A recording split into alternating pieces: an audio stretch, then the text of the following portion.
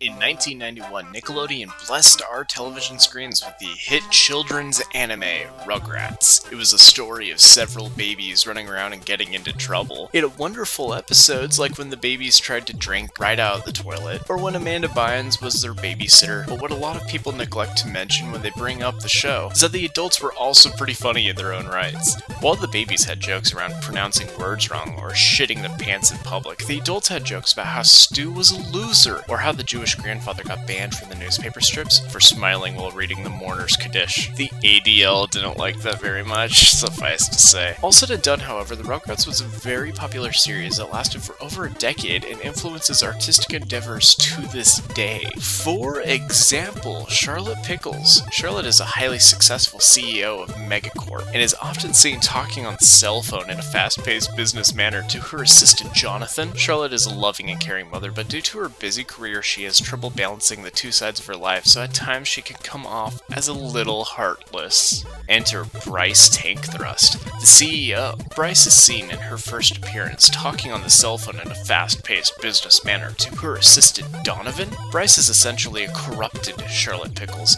Whether or not Brandon Rogers had this in mind while creating the character is kind of up in the air, but the similarities are much too strong not to mention. Bryce is a very strong character, at one point having control over all of time and space for a moment. How strong is Bryce Tankthrust? For the uninitiated, I kind of just explained the character's framework for you, so I think it's safe to explore her history in the Brandon Rogers expanded cinematic universe. There will be spoilers, so just know that going in, and I'll highlight feats as we go. Ready? Okay, cool. Pretty much the first words out of the CEO's mouth is that she had her heart surgically removed. And honestly, that is the tip of the fucking iceberg when it comes to that subject. Let's talk about Stuff and Sam. Wait, can we do chapter breaks? We haven't done chapter breaks in a very long time. Can we do Chapter 1, Stuff and Sam? Stuff and Sam is a show by TV30 about how this guy Sam wants to adopt a baby, but also he goes on wacky adventures and has risky facial reconstruction surgery, and it's all around pretty wacky and vulgar. Brandon Rogers tends to do that with his videos, just do random, wacky, offensive humor to see what sticks. It's actually not until episode 12 out of 20 that all the pieces of this deranged series finally come together to actually form a cohesive plot. But because everything comes together so intricately,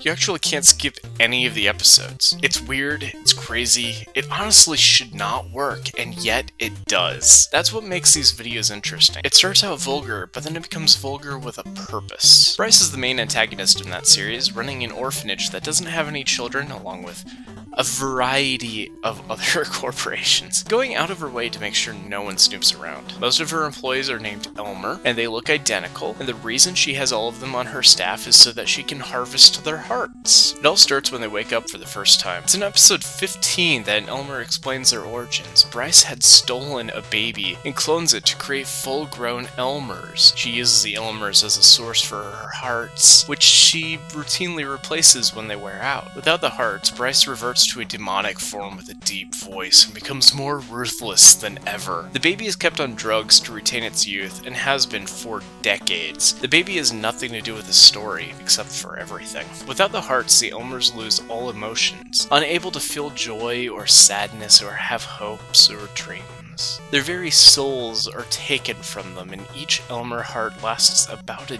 day or two of prolonging Bryce's power. So naturally, Sam steals a baby so he can try to be a father, but it turns out the child was his elderly roommate Donna's, and the baby was stolen from her for like 40 years ago, yada yada yada. Let's talk about ripping people's hearts out. Chapter 2, Kalima Shakede. Ripping someone's heart out of their chest is a very trendy thing to do. Due to the heart being synonymous with the soul and romance and its placement near the center of the chest, it's become a powerful symbol in pop culture. Let's list off some other popular characters that have ripped people's hearts out. Number 1, the guy in Temple of Doom on Some Guy. Number 2, Ice King from Adventure Time on Self. Number 3, No Heart from Care Bears on Self. We've been over that one. And number 4, Regina Mills from Once Upon a Time on fucking basically everyone. Number 5, her mom, the Queen of Hearts. Same. Number 6, all of Kingdom Hearts. Probably probably, like, I never played it. Comparing these examples with Bryce though, it becomes clear that her cloning coupled with it makes it a more interesting example. For the examples related to removing your own heart with Ice King and No Heart, it's used as experimentation or self-mutilation. We'll get into another example of that a bit later on. With Ice King, he was trying to create a magic spell to woo the heart of Princess Bubblegum, but accidentally created a monster voiced by George Takei, who would later on, like, tie a pregnant woman into a knot and throw her against a wall. With No Heart, he removed his heart to prevent emotions from getting in the way of his work and to make himself immune to the Care Bear's stare. Regina Mills and her mother Cora were taught the heart-removing spell by Rumpelstiltskin while living in the Enchanted Forest. Rumpelstiltskin teaches this as a way to torture, kill, or control other people. Removing someone's heart in the Enchanted Forest is not seen as fatal, and people can walk around without their heart and not even realize. If you whisper into someone's heart, you can control them, and by destroying the heart while it's outside the body, this will destroy the person immediately afterwards. Knowing this, Regina and her mother removed their own heart to keep them in locked chests under heavy protection far away from their bodies. The location kept secret so that no one could destroy them. Additionally, both of them have become rather fond of stealing hearts, and so have entire rooms, drawers, going up from the floor all the way up to the ceiling, with random hearts they collected over the years. The fact that both of them thought to do this independently of each other, but neither of them created a filing system or labeled any of the drawers, is possibly the most unrealistic part of that fairy tale sitcom show, to me anyway. In Kingdom Hearts, when someone takes your heart out, you become a heartless, but you also become a nobody. But also, if you find a Keyblade, you can, I guess you go to the local Blockbuster and rent Disney movies, but then you go inside of them like Blue's Clues, and then you get your heart back. But also the key is for unlocking a door, maybe? Where's the key to your broken heart? Is it a metaphor?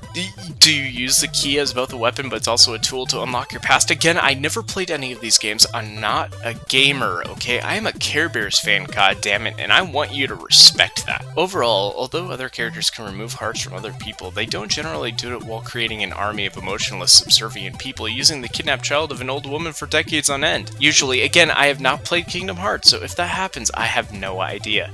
Anyways, you don't have to feel too bad, because at the end of Stuff and Sam gained all the powers of time and space through this shit book and reunited with his roommate and then gave all the power to the eldest Elmer clone. The eldest Elmer then took that power to torture Bryce repeatedly as punishment for her actions, and that's where the story should have ended. Chapter 3, Blame the Hero. Oh shit, oh fuck, oh boy.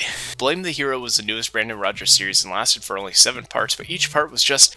Okay, so there's a sketch he did way back in 2016 called The Nuclear Family, which is about this family in their last moments before a nuclear bomb goes off. This becomes important near the end of the first episode of Blame the Hero in 2019 for like 3 seconds. Through time travel shenanigans, the United States defense is down, so a villain by the name of Bobby Worst takes advantage of this fact and creates a nuclear bomb that changes the affected into the worst versions of themselves, along with changing their skin color to green. It's not easy being green. I believe a puppet said that once. The Elmers recruit the main character of the series, Blame, to help them. They also open up the cage where Bryce was being kept at the time. Cue flashback. While the eldest Elmer was torturing Bryce by repeatedly making her kill herself and then resurrecting her to do it again and again, she finally grabbed God's shit book and used it to cripple him.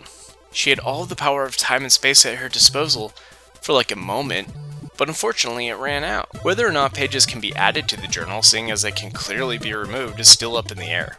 It's this sort of plot contrivance that needs to be addressed in future videos though. If you introduce a get out of jail free card, then you never have to worry about landing on that go to jail space. Get rid of it though, and then you have more drama. So Bryce gets recruited and ends up taking the eldest Elmer's heart with her.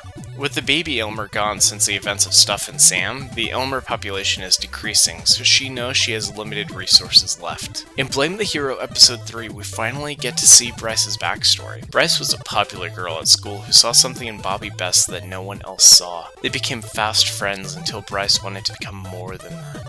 Bryce got down on one knee and spilled her heart out to Bobby.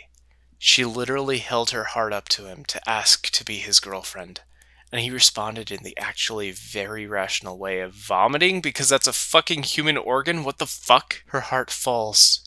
It breaks. The symbolism here is so symbolic.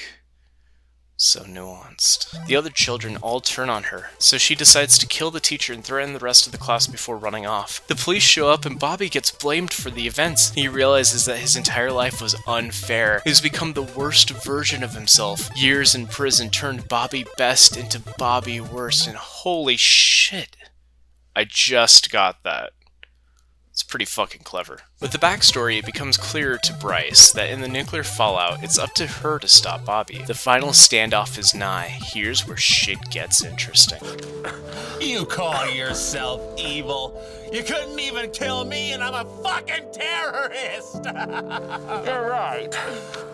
I just need a little push.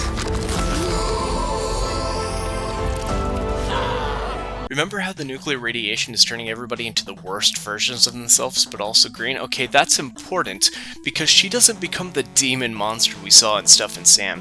No. We see in other episodes that becoming the worst version of yourself is different depending on the character. So, and this is going to sound crass, so bear with me. The lesbian in episode 2 says the worst version of herself is a breeder? That seems to suggest that it goes into a deep primal form of thought. What you fear and hate most about yourself. For Bryce, what she fears and hates most about herself, what her worst version of herself is, it's not being a demon, it's being compassionate. The worst version of Bryce Tankthrust is a version with a heart of her own to show the world how she feels. She becomes a CEO to get as far away from that aspect of herself as she could. That's why she hates Valentine's Day more than anything. Alright, stats.